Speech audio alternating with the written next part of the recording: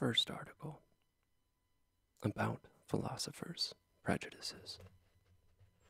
The will to truth, that will which is yet to seduce us into many a venture, that famous truthfulness of which all philosophers up to this time have spoken reverently.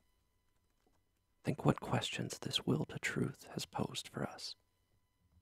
What strange, wicked, questionable questions. It has been a long story, and yet it seems hardly to have started. No wonder if just for once we become suspicious and, losing our patience, impatiently turn around. Let us learn to ask this Sphinx some questions ourselves for a change. Just who is it anyway who has been asking these questions? Just what is it in us that wants to approach truth? Indeed, we tarried a long time before the question of the cause of this will, and in the end we stopped altogether before the even more basic question. We asked, what is the value of this will? Supposing we want truth, why not rather untruth, uncertainty, even ignorance? The problem of the value of truth confronted us, or were we the ones who confronted the problem? Which of us is Oedipus? Which of us the Sphinx? It is a rendezvous of questions and question marks. It may be unbelievable, but it seems to us in the end as though the problem had never yet been posed, as though it were being seen, fixed, above all, risked for the first time. For there is a risk in posing it. Perhaps no greater risk could be found. How is it possible for anything to come out of its opposite? Truth, for example, out of error, or the will to truth out of the will to deception, or a selfless act out of self-interest, or the pure, sunny contemplation of a wise man out of covetousness. This sort of origin is impossible. Who dreams of it is a fool, or worse. The things of highest value must have some other indigenous origin. They cannot be derived from this ephemeral, seductive, deceptive, inferior world. This labyrinth of delusion and greed. Their basis must lie in the womb of being, in the eternal, in the hidden God, and the thing in itself, here and nowhere else. This type of judgment is the typical prejudice by which the metaphysicians of all time can be recognized. This type of valuation stands back of all their logical methods. This is the faith that enables them to struggle for what they call knowing, a something which at last they solemnly christen truth. The basic faith of all metaphysicians is faith in the antithetical nature of values. It has never occurred to the most cautious of them, even though they had taken the vow to doubt everything, to pause in doubt at the very threshold where doubt would have been most necessary. But we may indeed doubt, first, whether antitheses exist at all, and second, whether those popular valuations and value antitheses upon which the metaphysicians have placed their stamp of approval are not, perhaps, merely superficial valuations, merely provisional perspectives, and perspectives from a tight corner at that, possibly from below a worm's eye view, so to speak. Admitting all the value accorded to the true and the truthful, the selfless, it is nonetheless possible that a higher value should be ascribed to appearance, to the will to deception, to self-interest, to greed, a higher value with respect to all life. Furthermore, it is quite possible that the very value of those good and honored things consists, in fact, in their insidious relatedness to these wicked, seemingly opposite things. It could be that they are inextricably bound up, entwined, perhaps even similar in their very nature. Perhaps. But who is willing to be troubled by such a perilous perhaps? We must wait for a new species of philosopher to arrive, who will have some other opposite tastes and inclinations than the previous ones. Philosophers of the perilous perhaps in every sense. And, seriously, I can see such new philosophers coming up over the horizon. After keeping an eye on and reading between the lines of the philosophers for a long time, I find that I must tell myself the following. The largest part of conscious thinking must be considered an instinctual activity, even in the case of philosophical thinking. We must simply relearn, as we have had to relearn about heredity and inborn qualities.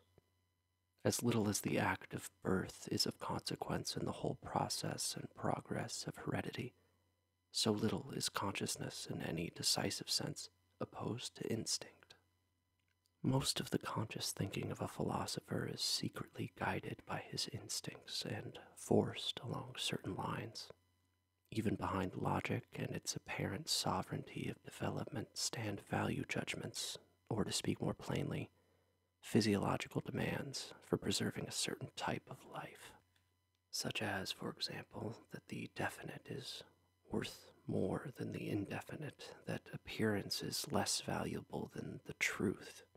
Such valuations, all their regulative importance notwithstanding, can for us be only foreground valuations, a definite type of ridiculous simplicity, possibly necessary for the preservation of the creature we happen to be, assuming to be sure that man does not happen to be the measure of all things. The falseness of a given judgment does not constitute an objection against it, so far as we are concerned. It is perhaps in this respect that our new language sounds strangest.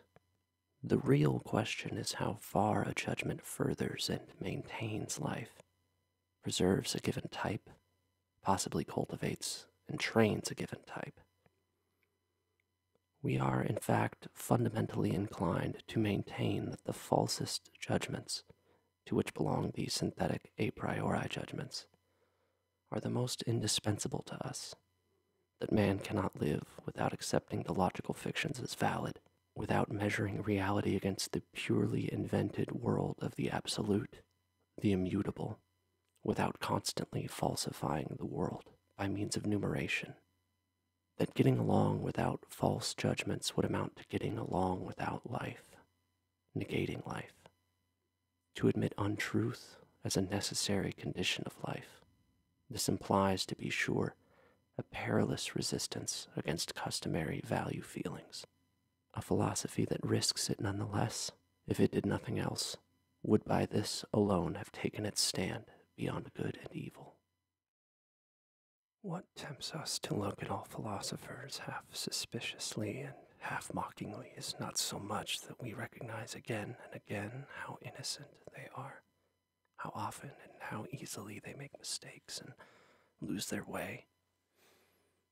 In short, their childishness and childlikeness, but rather that they are not sufficiently candid, though they make a great virtuous noisy to do as soon as the problem of truthfulness is even remotely touched upon. Every one of them pretends that he has discovered and reached his opinions through the self-development of cold, pure, divinely untroubled dialectic, in distinction to the mystics of every rank who, more honest and fatuous, talk about inspiration, whereas at bottom a preconceived dogma, a notion, an institution, or mostly a heart's desire made abstract and refined, is defended by them with arguments sought after the fact. They are all of them lawyers, though wanting to be called anything but that, and for the most part quite sly defenders of their prejudices, which they christen truths. Very far removed they are from the courageous conscience which admits precisely this, very remote from the courageous good taste which makes sure that others understand, perhaps to warn an enemy or a friend, perhaps from sheer high spirits and self-mockery, The spectacle of old Kant's Tartuffery, as stiff as it is respectable, luring us onto the dialectical crooked paths which lead to, or better, mislead, to his categorical imperative.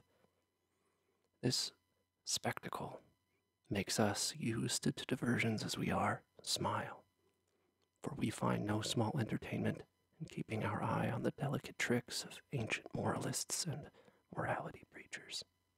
Or consider that hocus pocus of mathematical form with which Spinoza masked and armor plated as though in bronze his philosophy. Or let us translate the word properly, the love of his own wisdom. He used it to intimidate at the very start the courageous attacker who might dare cast eyes on this invincible virgin and Pallas Athene. How much insecurity and vulnerability this masquerade of a sick recluse betrays. Gradually, I have come to realize what every great philosophy up to now has been: the personal confession of its originator, a type of involuntary and unaware memoir. Also, that the moral or amoral intentions of each philosophy constitute the protoplasm from which each entire plant is grown. Indeed, one will do well and wisely if one wishes to explain to himself how on earth the more remote metaphysical assertions of a philosopher ever arose, to ask each time, what sort of morality is this? Is he aiming at? Thus, I do not believe that a desire for comprehension is the father of philosophy, but rather that a quite different desire has here, as elsewhere, used comprehension, together with miscomprehension, as tools to serve its own ends. Anyone who looks at the basic desires of man with a view to finding out how well they have played their part in precisely this field as inspirational genii, or demons, or hobgoblins, will note that they have all philosophized at one time or another. Each individual desire wants badly to represent itself as the final aim of existence and as rightful master of all the others. For each desire is autocratic, and as such it attempts to philosophize. In the case of scholars, to be sure, the specifically scientific men, it may be different, better if you wish. They may really have something like a desire for comprehension, some small independent clockwork mechanism which, when properly wound, works bravely on without involving the remaining desires of the scholars. The real interests, therefore, of the scholars lie in quite another field, in their family, perhaps, or their livelihood, or in politics. It makes almost no difference, in fact, whether the little machine is employed in one place or another to serve science, and whether the promising young worker makes of himself a philologist or a mushroom fancier or a chemist. His becoming this or that does not characterize him. Conversely, there is nothing impersonal whatever in the philosopher, and particularly his morality testifies decidedly and decisively as to who he is. That is, what order of rank the innermost desires of his nature occupy. How malicious philosophers can be. I know of nothing more ferocious than the jest that Epicurus permitted himself against Plato and the Platonists. He called them Dionysiokologs.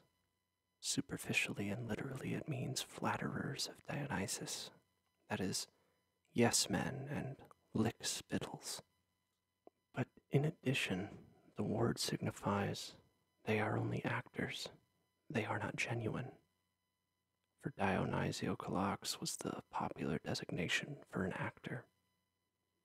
This latter implication is really the malice that Epicurus aimed at Plato. He was annoyed by the grand manner, the play acting that Plato and all his students so well knew how to put on, and Epicurus did not. He, the old schoolmaster of Samos, sat hidden in his little garden at Athens and wrote 300 books. Who knows? Perhaps out of furious ambition to equal Plato. It took 100 years before Greece realized just who this garden god Epicurus had been. if indeed she ever realized it. In every philosophy, there comes the point where the philosopher's conviction enters the scene, or in the words of an ancient mystery, adventavit asinus, pulcher et fortissimus. In moderation, according to nature, you wish to live. O noble Stoics, how your words deceive. Think of a being like nature, immoderately wasteful, immoderately indifferent, devoid of intentions and considerateness, devoid of compassion and a sense of justice, fruitful and desolate and uncertain at the same time. Think of indifference on the throne. How could you live in moderation according to this indifference? Living, isn't it precisely a wishing to be different from this nature? Doesn't living mean evaluating, preferring, being unjust, being limited, wanting to be different? But suppose your imperative to live in moderation according to nature only means to live in moderation according to life.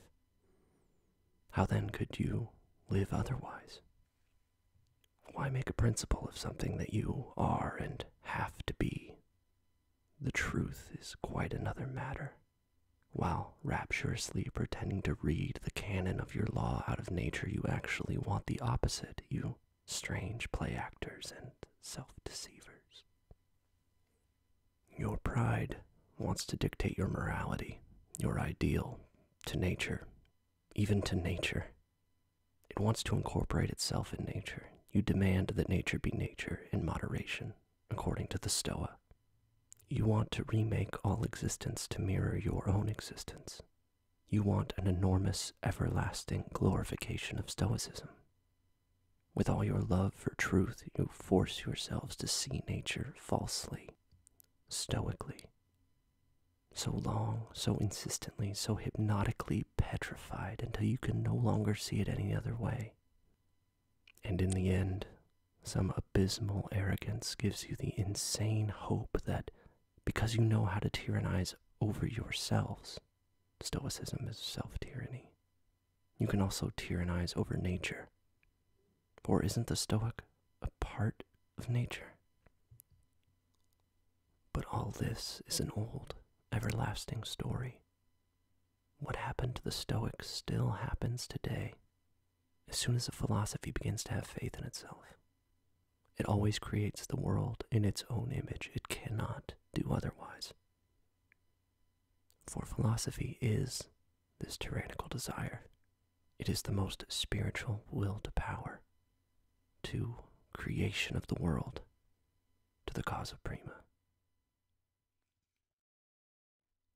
The eagerness and artfulness, I should perhaps better say shrewdness, with which everyone in Europe today attacks the problems of the real and the apparent world, gives us to think and to listen. Anyone who hears only a will to truth in the background surely does not enjoy the keenest hearing. In individual and rare cases, there may really be involved such a will to truth, some extravagant and adventurous bravery, some metaphysician's ambition to deal with a lost cause. There may be a few who really prefer a handful of certainty to a whole wagon load of beautiful possibilities. There may even be some puritanical fanaticists of conscience who would prefer a certain nothing to an uncertain something for a deathbed. But this is nihilism, and the token of a despairing soul weary unto death, however brave the gestures of such a virtue may look. But the stronger, livelier thinkers who are still thirsty for life seem to feel otherwise. By taking sides against appearance, by pronouncing the word perspective with arrogance, by valuing the authenticity of their own bodies as highly as they value the evidence of their eyes, which tells them that the earth stands still, by thus letting their surest possession slip from their hands with apparent good humor. For what do we believe in more firmly nowadays than our own bodies? By doing all this, who knows, Perhaps they really want to reconquer old ground, something that we used to possess with greater certainty. A something or other of the old domain of our former faith. Perhaps the immortal soul, perhaps the ancient God. In short, they would discover ideas upon which to build better, stronger, and more serene lives than one can build on modern ideas. In these thinkers, there is suspicion against modern ideas.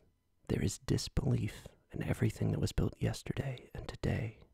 Mixed up with these, there is perhaps some slight weariness and scorn, some inability to stand with the bric-a-brac of concepts of so many different origins, which so-called positivism nowadays displays itself to be in the open marketplace.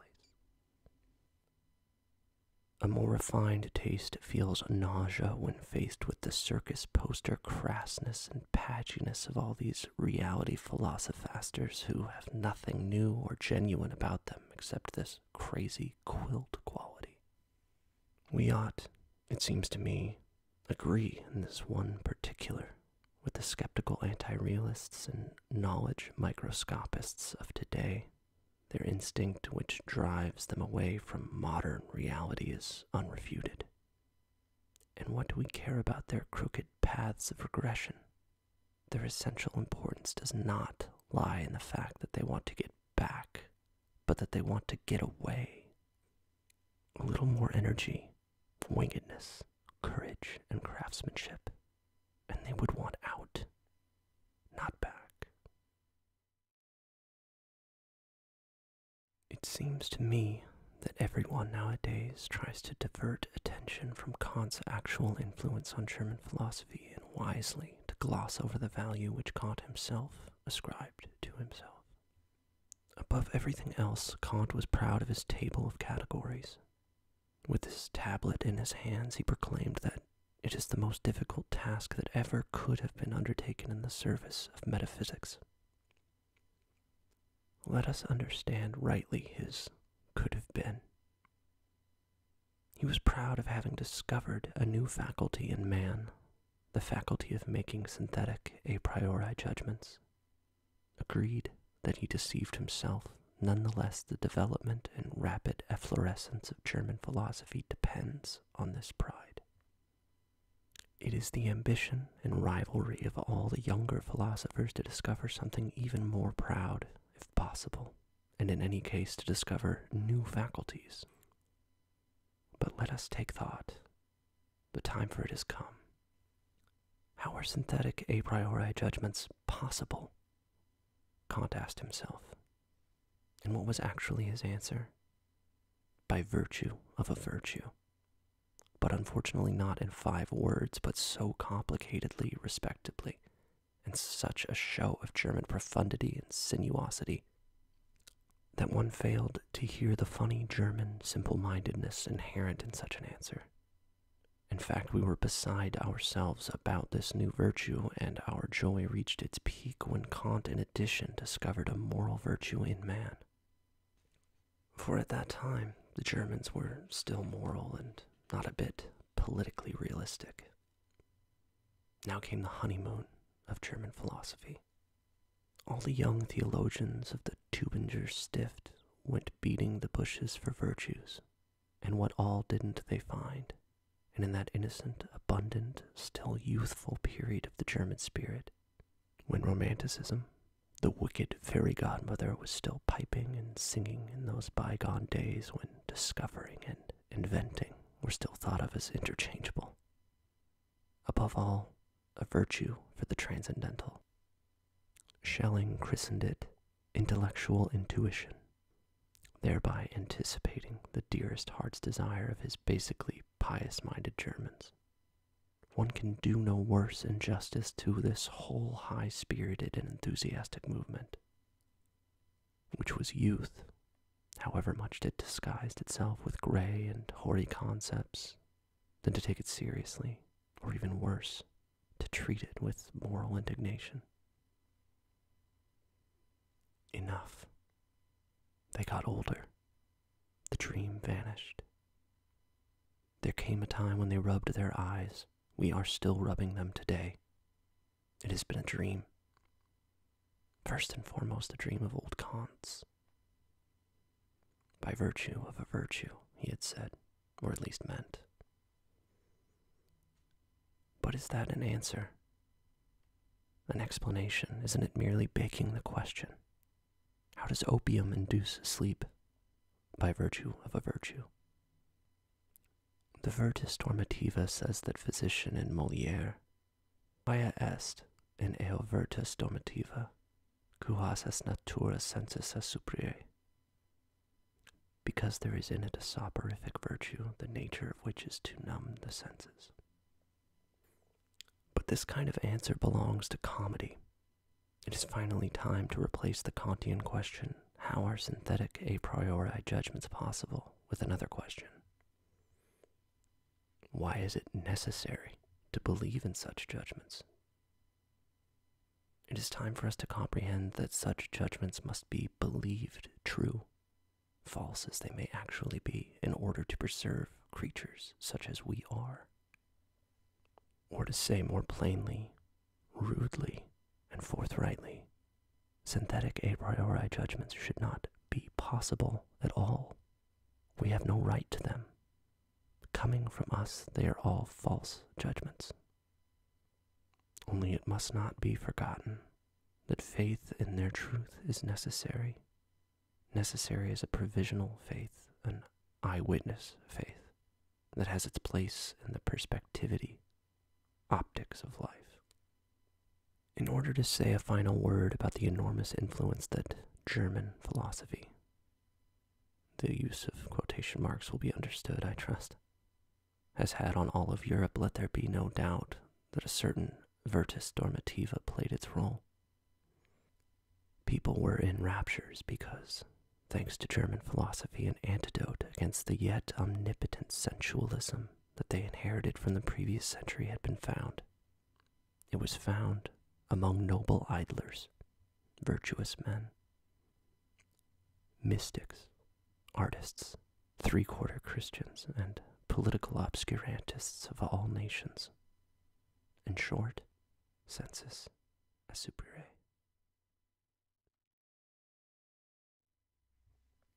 About materialistic atomism. It belongs among the best refuted things that exist. Perhaps no one among the scholars of Europe today is still so unscholarly as to attach serious significance to it, other than employing it as a handy abbreviation of means of expression. Thanks mainly to the Dalmatian Boscovich, who, together with the Pole Copernicus, has turned out to be the greatest and most successful opponent of eyewitness evidence. Whereas Copernicus persuaded us to believe, contrary to the evidence of all our senses, that the earth is not standing still, Boscovich taught us to disavow our belief in the last thing which remained fast on earth, namely our faith in substance, in matter, in the final residue of the universe, the little cloud of atom. It has been the greatest triumph over the senses that has ever been achieved on earth. But we must go further and declare war even on the need for atomism, which still leads a dangerous afterlife in fields where no one suspects its existence. We must next declare relentless war unto death, as we did with that better-known need for metaphysics, on that other and more fateful atomism which Christianity has best and longest taught, psychic atomism. With this expression, let me designate the belief that the soul is something indestructible, eternal, non-divisible, that it is a monad, an atomon. This faith ought to be eradicated from science. Between ourselves, it will by no means be necessary to get rid of the soul itself in this process, and thereby do without one of the oldest and most honorable hypotheses. This often happens to unskilled naturalists. As soon as they touch the soul, they lose it. But we want the way open to new formulations and redefinements of the soul hypothesis. Concepts like mortal soul and the psyche as social structure of the impulses and the emotions, want henceforth to be admitted scientific legitimacy. By putting an end to the superstitions hitherto almost tropically rampant around the ideas of soul, the new psychologist has pushed himself out, as it were, into new barrenness and new suspicions. It may be that the older psychologists had a jollier and more comfortable time, but in the end, the new psychologist has sentenced himself to new inventions and, who knows, perhaps new discoveries. The physiologists should take heed before they assume self-preservation as the cardinal drive of an organic being. Above all, a living thing wants to discharge its energy. Life, as such, is will to power. Self-preservation is only one of its indirect and most frequent consequences. In short, here, as elsewhere, beware of superfluous teleological principles such as the instinct for self-preservation. We owe it to Spinoza's inconsistency. This is the first demand of methodology, which must, in its essence, be economy of principles. Today it is dawning on perhaps 5 or 6 minds that physics, too, is only an interpretation of the universe, an arrangement of it, to suit us, if I may be so bold, rather than a clarification. Insofar as it builds on faith in sense evidence, however, it is and shall long be taken for more, namely, for a clarification. Physics has our eyes and fingers in its favor. It has eyewitness evidence and handiness on its side. This has an enchanting, persuasive, and convincing effect on any era and basically plebeian tastes, why it follows instinctively the canon of truth of forever popular sensualism. What is clear? What is clarified? Only that which can be seen and touched. To this extent must each problem be pursued. Conversely, the magic of Platonic thinking, a distinguished type of thinking, lay precisely in resisting obvious sense evidence. This was the thinking of men who perhaps enjoyed stronger and more demanding senses than our contemporaries. But they knew how to find a greater triumph in remaining master of these senses, and they accomplished their aim by casting pale, cold, gray concept nets over the motley sense turmoil, the pandemic, as Plato put it. There was an enjoyment in this kind of world conquest and world interpretation in the manner of Plato, quite different from that which the physicists of today offer us. And not only the physicists, but the Darwinists and anti-teleologists among the physiological workers with their principle of the least possible effort and the greatest possible stupidity. Where there is nothing for man to see and grasp, man has no business to look. That, to be sure, is an imperative quite different from the Platonic one. Yet for a rough, industrious race of machinists and engineers of the future who have nothing but rough work to do, it may just be the correct imperative. In order to work in the field of physiology with a clear conscience, one must insist that the sense organs are not phenomena in the idealist's sense, for if they were, they could not be causes. Thus we need sensualism at least as a regulative hypothesis, if not as a heuristic principle. What? Others even say that the external world is the creation of our sense organs, but then our body, which is a part of the external world, would be the creation of our sense organs. But then our sense organs would be the creation of our sense organs. This seems to me to be a thoroughgoing reductio ad absurdum, assuming that the concept casus sui is something thoroughly absurd. It follows, does it, that the external world is not the creation of our sense organs. Even today, there are still harmless self-observers who believe in immediate certainties, such as, for example, I think, or in the formulation of Schopenhauer's superstition, I will. They believe that cognition here gets hold of its object, naked and pure as the thing in itself, and that there is no falsification either by the subject or by the object. But I shall repeat 100 times that immediate certainty as well as absolute knowledge and thing in itself are all contradictions in terms. Let us finally free ourselves of the seduction inherent in our vocabulary. Let the people believe that cognition has to do with simple recognition.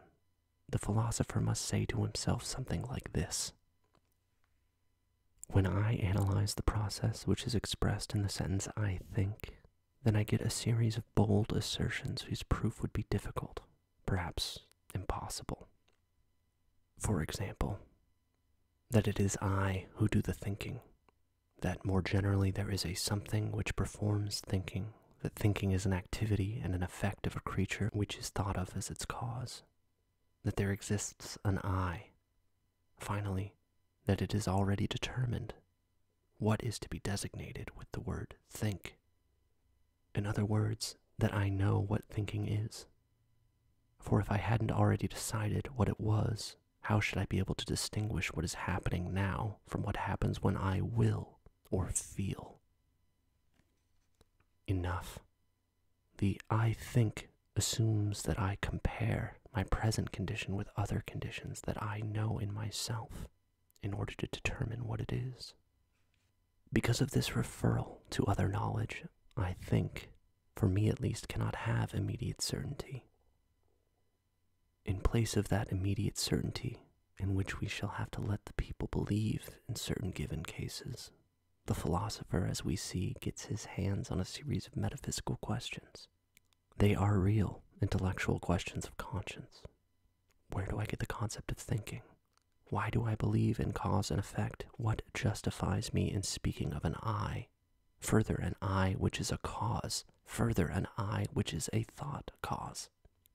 Whoever dares make an immediate answer to such metaphysical questions, basing his certainty on a sort of intuition of cognition, like the man who says, I think and know that this is at least true, real, certain, will get a smile and 2 question marks from a philosopher nowadays. My dear sir, the philosopher will most likely give him to understand. It is in truth unlikely that you are not in error. But why must we have truth at all cost anyway? So as far as the superstitiousness of logicians is concerned, I do not tire of emphasizing again and again one little briefly stated fact which these superstitious ones do not like to admit. It is simply this: a thought comes when it will, and not when I will. It is thus a falsification of the evidence to say that the subject I conditions the predicate think.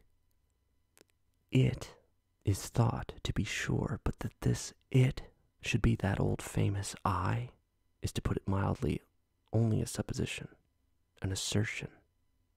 Above all, it is not an immediate certainty. In the end, even, it is thought says too much. Even this it contains an interpretation of the process and does not belong to the process itself. Our conclusion is here formulated out of our grammatical custom. Thinking is an activity. Every activity presumes something which is active. Hence, according to this same approximate scheme, our older astomism was looking for the force that has an effect, for that little clod of matter that it inhabits, from which it acts, in short, the atom. More rigorous minds finally learned to get along without such earthly remains, and perhaps in logic too we will someday become accustomed to getting along without that little it, into which the good old honest I has evaporated. It is surely not the smallest charm of a theory that it is refutable. This precisely attracts the subtler minds. It seems that the theory of freedom of the will, 100 times refuted, owes its permanence to just this charm. Someone always comes along who feels strong enough to refute it once more. Philosophers are in the habit of speaking of will as though it were the best known thing in the world. Schopenhauer, in fact, gave us to understand that will alone is really known to us, completely known without deduction or addition. But it seems to me once again that Schopenhauer in this case too did only what philosophers are always doing. He took over and exaggerated a popular judgment. Willing seems to me to be above all something complicated, something that is a unity in word only. The popular judgment lies just in this word only, and it has become master of the forever incautious philosophers. Let us be more cautious then. Let us be unphilosophical. Let us say, in every willing, there is first of all a multiplicity of feelings. The feelings of a condition to get away from, the feeling of a condition to get to, the feeling of this away and to. Furthermore, an accompanying muscular feeling, which from a sort of habit begins a game of its own as soon as we will, even without our moving our arms and legs. In the first place, then, feeling many kinds of feeling is to be recognized as an ingredient in willing. Secondly, there is thinking. In every act of the will, there is a thought which gives commands, and we must not imagine that we can separate this thought out of willing and still have something like will left. Thirdly, the will is not merely a complex of feeling and thinking, but above all, it is a passion, the passion of commanding. What is called freedom of the will is essentially a passionate superiority toward a someone who must obey. I am free. He must obey. The consciousness of this is the very willing. Likewise, that tension of alertness, that straightforward look which fixes on one thing exclusively, that absolute valuation which means just now this and nothing else is necessary, that inner certainty that there will be obedience, all this and whatever else is part of the condition of one who is in command. A man who wills is giving a command to something in himself that obeys, or which he believes will obey. But now let us note the oddest thing about the will, this manifold something for which the people have only one word, because we, in a given case, are simultaneously the commanders and the obeyers, and as obeyers, know the feelings of forcing, crowding, pressing, resisting, and moving, which begin immediately after the act of the will. Because, on the other hand, we are in the habit of glossing over this duality with the help of the synthetic concept I.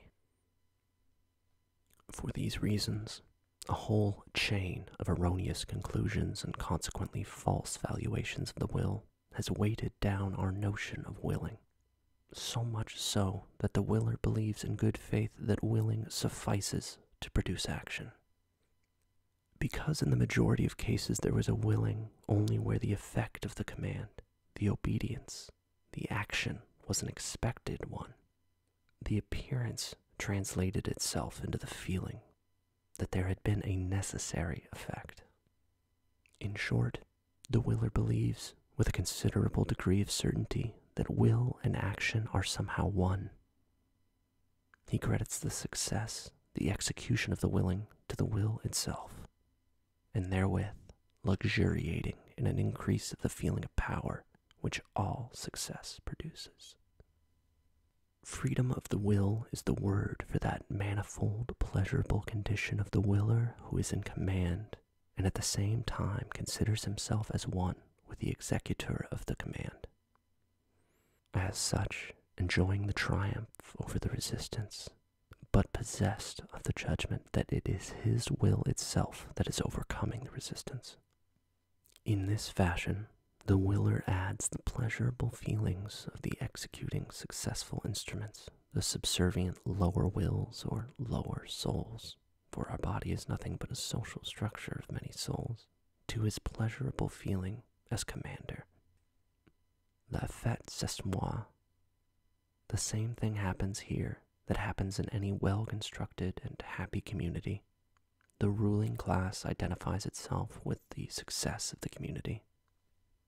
In all willing, then, there is commanding and obeying on the basis, as we have seen, of a social structure of many souls.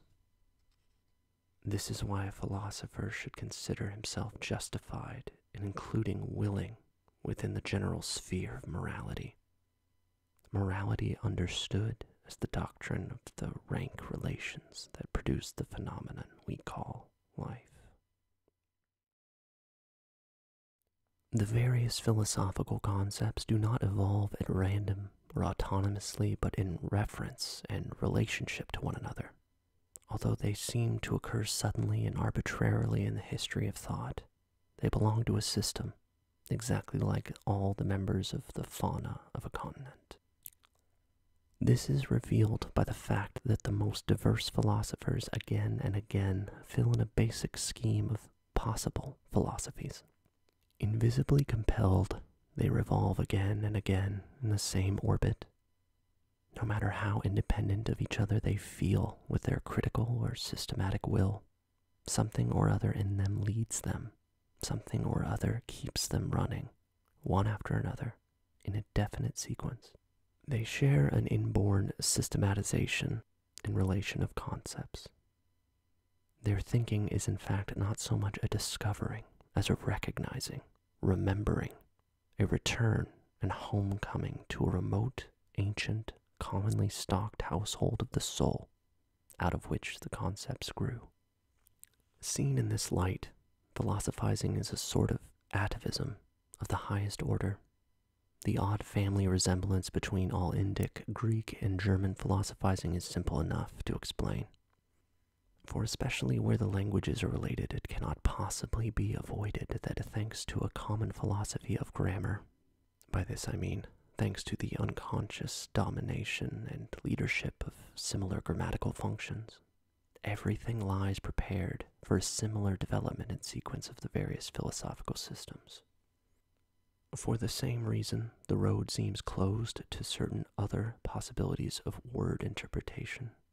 Philosophers belonging to the Ural-Altaic linguistic group, containing languages in which the concept of subject is least developed, most probably view the world quite differently and will be found on paths other than those traveled by speakers of Indo-European or by Muslims. The compulsion exerted by certain grammatical functions is in the end the compulsion of physiological value judgments and of the conditions that determine race. This much by way of rejecting Locke's superficiality on the subject of the origin of ideas. The causa sui is the best self-contradiction hitherto thought up. It is a sort of logical rape and perversion, but man's extravagant pride has managed to tie itself up deeply and dreadfully with just this nonsense. The demand for freedom of the will, in that metaphysical superlative sense in which it still rules the minds of the half-learned, the demand to assume the total and final responsibility for one's own actions, thereby relieving God, world, ancestors, accident, and society.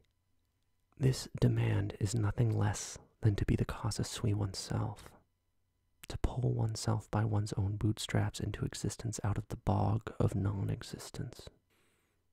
A feat dreamed up with a recklessness exceeding that of Baron Munchausen. But supposing someone recognizes the peasant-like simplicity of our famous freedom of the will and deletes it from his thinking, I would now beg him to carry his enlightenment one step farther and to delete also contrary of that free will monstrosity. I mean the non-free will, which amounts to a misuse of cause and effect. One should not mistakenly objectivize cause and effect in the manner of the natural scientists and whoever else nowadays naturalizes in his thinking. in accordance with the ruling mechanistic oafishness that pushes and pulls cause until it becomes effective. One should make use of cause and effect only as pure concepts, as conventional fictions for the purpose of designation and mutual understanding, not for explanation. In being as such, there are no causal connections or necessities or psychological lack of freedom.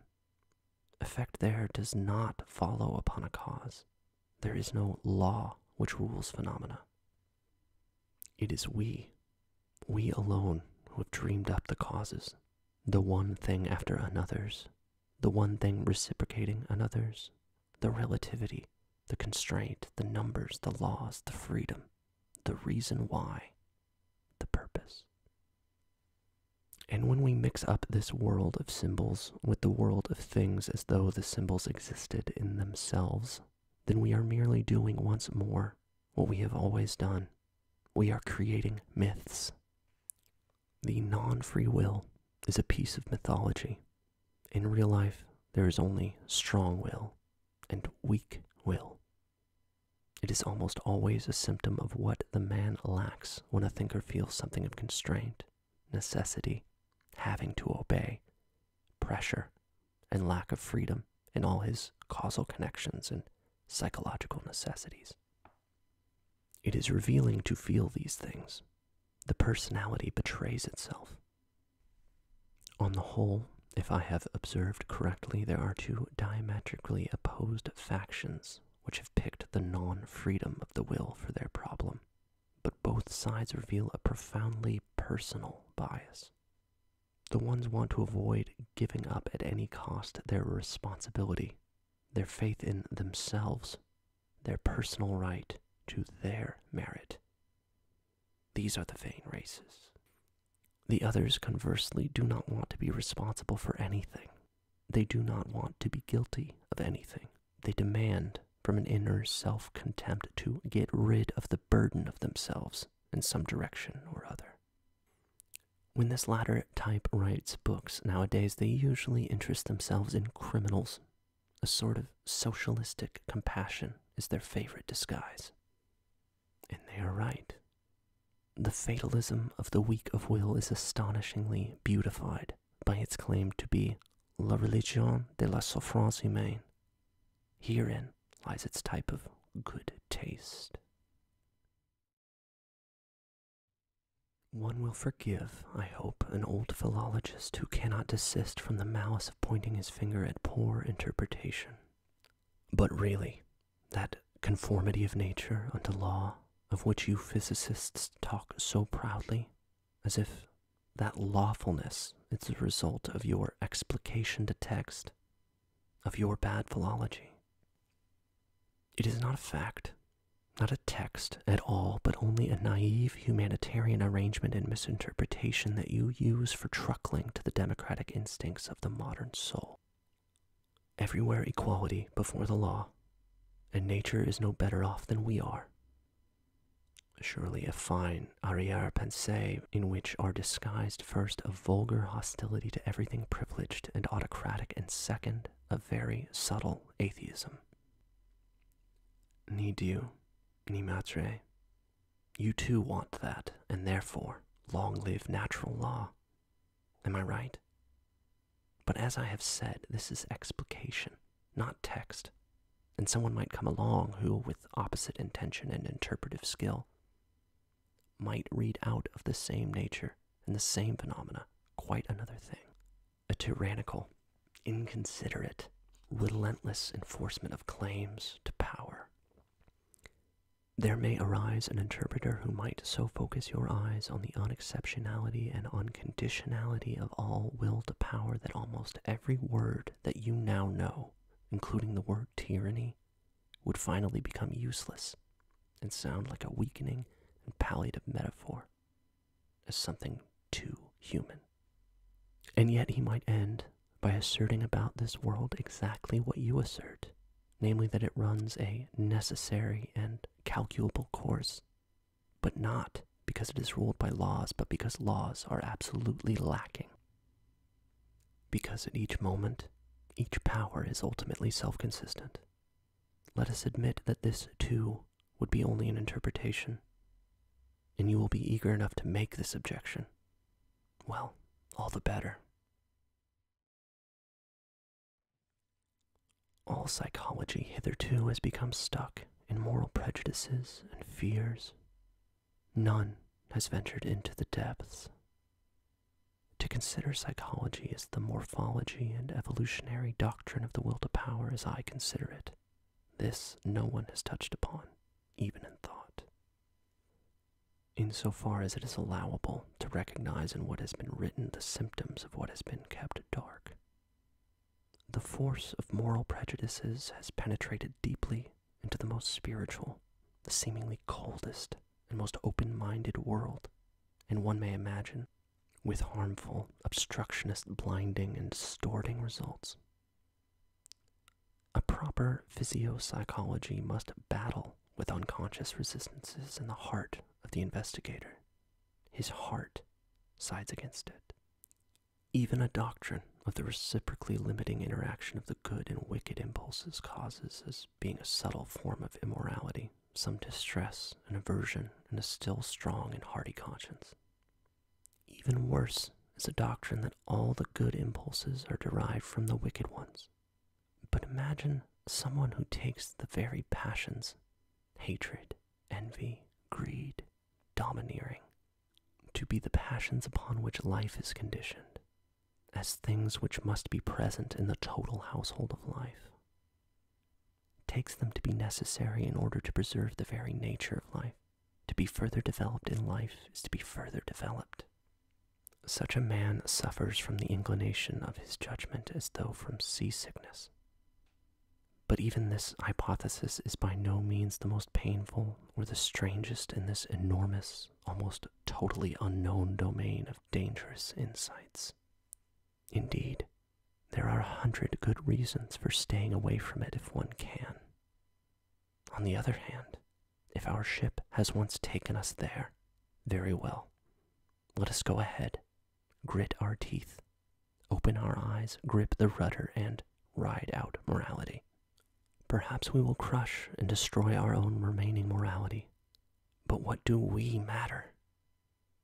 Never yet has a deeper world of insight been opened to bold travelers and adventurers. And the psychologist who can make this sort of sacrifice, it is not the sacrificio del intelletto, on the contrary, will at least be in a position to demand that psychology be acknowledged once more as the mistress of the sciences, for whose service and preparation the other sciences exist. For psychology is now again the road to the basic problem.